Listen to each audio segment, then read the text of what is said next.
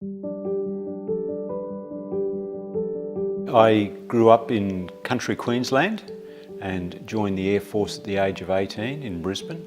I spent a number of staff appointments in Canberra, here in Melbourne, in Newcastle, a number of training positions. I was a navigator instructor for a while and was lucky enough to fill two diplomatic positions, one in Kuala Lumpur and one in Singapore. Singapore being my final posting in the Air Force. I'm 45. I've recently left Defence after 25 years of service. I'm married with two young boys who are 8 and 6.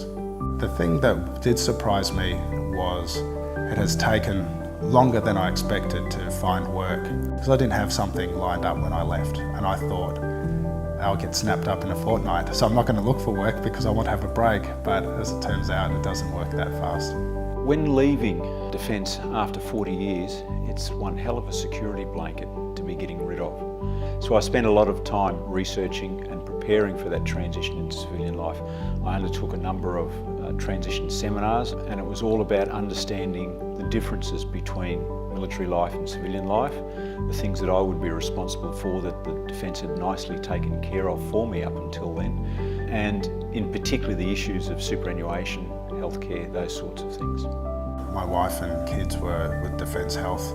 I sort of understood the process, but in terms of my own entitlements and me going to the doctor and then having to do all that sort of stuff, I hadn't invested a lot of time in working my way through Medicare and their forms and processes. So that was something new, and it's not as straightforward as you think it should be. As I was going through the transition process, I was given some good assistance by the staff in the Defence Plaza office here in Melbourne.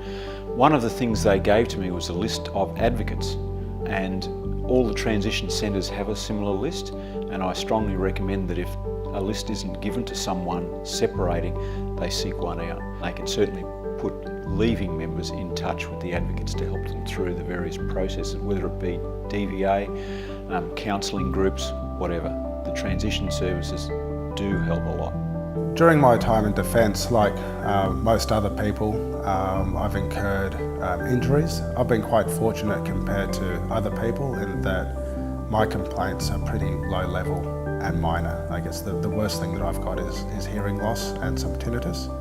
I contacted DVA and went and saw the base representative prior to leaving, and had photocopied my medical file previously and listed all the things I thought I could or should claim, and he put me in touch with an advocate. If you're prepared, it's not that difficult a deal. If you've got the family, the friends nearby, people that you're going to spend your time with, it actually goes fairly well. If I could offer one piece of advice, it would be to give yourself a lot of time. And quite often they say at least 3 months, but I found that 7 months was the right amount of time.